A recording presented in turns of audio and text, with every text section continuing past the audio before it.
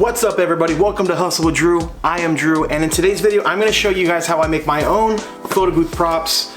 These are just some of the basic props that we have. You know, we have some drinks.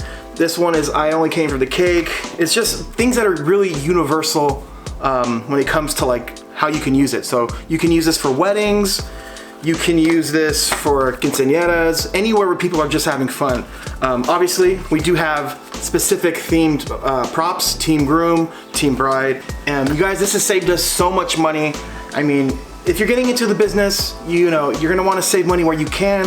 And these props here are a lifesaver because props get ruined. It's inevitable. You have drunk people, you have kids, you have, you know, irresponsible people that'll just throw your props on the ground when in between photos. So to be able to make your own props and also to be able to customize your own props, not only is gonna save you money, it's also gonna allow you to charge more for, let's say a custom prop, right? So this is a dog head. Someone is getting married and obviously their dog couldn't be there. So they basically came to me and let me know that they would love a custom prop, which I offered, and this was an upcharge. This was $40 for this right here. So the name of the game, you guys, save money, make money, and this is exactly what this video is about. This literally took me maybe 10 minutes total, and not to mention the money, it also increases my value as a company, meaning that these people are gonna forever think that I am the best photo booth company because no one else is doing this, you guys. Most people just bring their photo booth,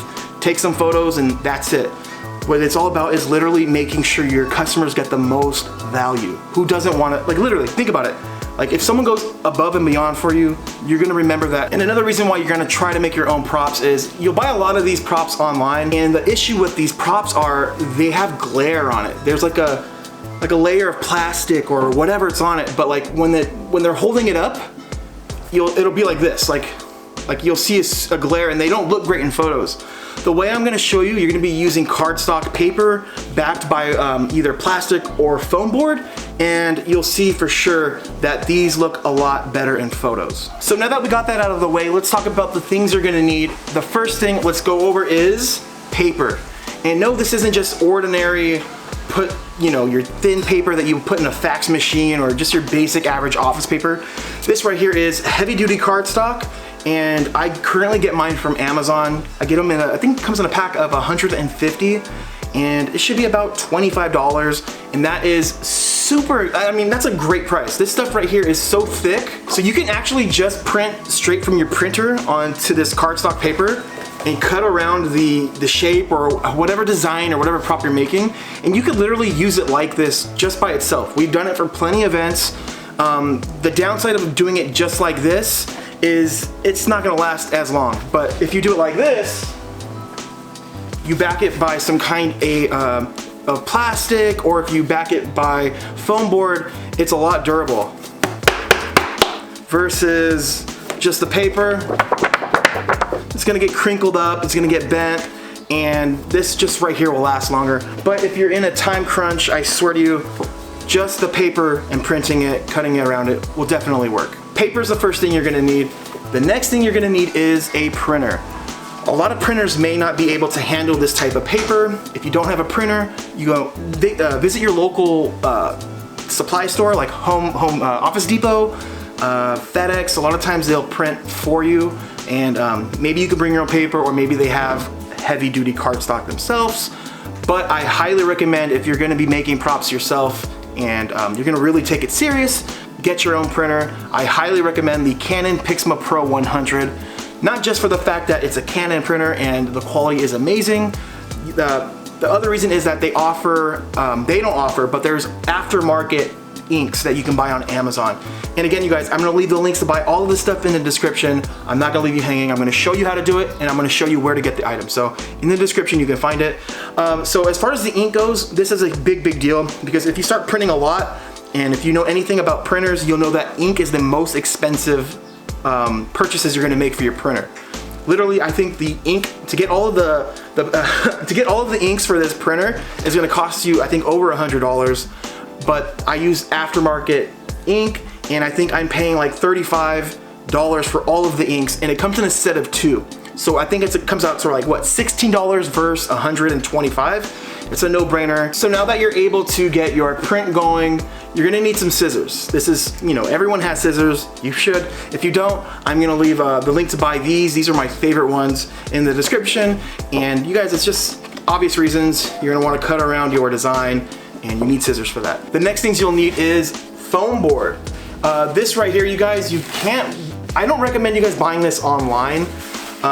Definitely go to your local 99-cent store, go down the school aisle. You'll definitely see these here. You guys, it's $1.50 per, like, I don't even know how big this is, but you can easily get like 6 props out of this board for $1.50. And then you can also go this route. This is PVC, I guess, or some type of plastic board. This is a lot durable than the foam board. This right here is just foam, and this right here is plastic. So definitely this will last a lot longer. But the downside of using this plastic board for your props is it's very difficult to cut. And when I say difficult, that's an understatement. This stuff is nearly impossible to get like really, you know, circular cuts or like really like difficult things to cut. But if you're cutting in a straight line, this is definitely it. So that cake prop I showed you, I'm only here for the cake. This would be perfect because it's just a straight line. That brings us to the next thing you'll need, and it's an X-Acto knife. Nothing special about this, you guys. It's just a sharp blade with a little metal piece, and again, all this stuff will be linked in the bottom of the description. So the next thing you'll need is some spray glue. This right here is really good stuff, Loctite spray. Now that we pretty much have everything that we'll need for these props, let me go outside and give you guys a demonstration of how exactly I put everything together. It's a little windy outside, so I'm gonna film it and then just do a voiceover. So get ready for the voiceover. So we have everything we need. The first thing you're gonna wanna do, I forgot to mention, you're gonna need some kind of cardboard or something to put basically to put underneath your prop while you're spraying and cutting your props. You don't want to ruin your table. That's a definitely no-no. So now you have everything. Put the prop onto the cardboard, and then you're gonna grab your spray, shake it up, and start spraying it onto the prop. Make sure you don't spray too much to the point to where it bleeds through the paper. But luckily cardstock is pretty thick, so you can get away with a decent amount. Then you're gonna wanna press your prop onto your foam board. Make sure you guys, this is important, make sure you press enough because you want it to stick. Then you wanna go back, turn around your cardboard, then put your prop down and just basically do a quick little cutout just to get the little piece that you need for the prop out of the whole part of the foam board. It's gonna make it a lot easier to cut, and I'll show you right now. So then get your X-Acto knife, make sure the blade's turning down.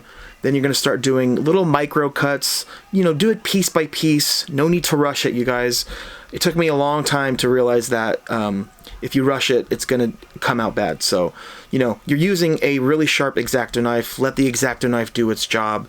And literally, guys, it'll just start cutting like butter. And this takes practice. This isn't something I was really good at right away. And, you know, my hand-eye coordination isn't the best. But again, you guys, I've done this for so long that it becomes easy. Again, guys, I want to make sure I mentioned, make sure you're wearing gloves, make sure you have a mask on when you do this because it's just, you know, for health reasons, okay? Don't follow my lead. So after you've cut everything out, you basically just pop out the prop and the scrap pieces are trash. And then pretty much you have your prop. This is foam board, it's super durable and it's easy to cut. Next up, we are doing another prop, but this one's gonna be on the plastic board. It's gonna be more durable. So just like the last step, you guys, it's the same, the last prop, it's the same thing. Just make sure you spray it. Again, you could be pretty liberal on this, but don't overdo it because if you overdo it, it'll bleed through.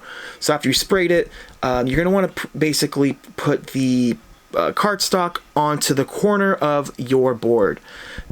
This way it's a lot easier to cut. You're only making 2 cuts, rather if you put it in the center you'd have to make all 4 cuts. So again, you guys, let it dry maybe 30 seconds to a minute after putting pressure. And so right here I am using a piece of flooring that we had left over from doing a remodel last year. I'm using this basically just to get a really precise cut. You can use a ruler or anything else that's straight. So you're gonna wanna grab your knife and put a lot of pressure into this cut. It is very thick and this plastic is very hard to cut. So a couple passes should be good. But again, guys, let the blade do the cutting. And then, you know, you just bring it around and you're gonna do one more cut. That way you can basically have the prop, you know, separated from the board. Again, a lot of pressure, and just let the blade do the cutting. So, but there you go. So there you have it, you guys. In just that little amount of time, we were able to make this prop and this other one here, the plastic one. But you guys, keep in mind, the props you want to make, you want to basically make props that people are going to have a connection to. Like, for example, bride's entourage. That's like half of the people at the event. They're going to have a connection to the bride, so they're going to want to pick up this prop and take a photo with it. And just more examples of some other props we have. I'm next, and absolute favorite, you guys, the vodka bottle. People will pick this thing up, do this and photos. And where to get your images, literally, you know, I go to Google, I find a bunch on Google.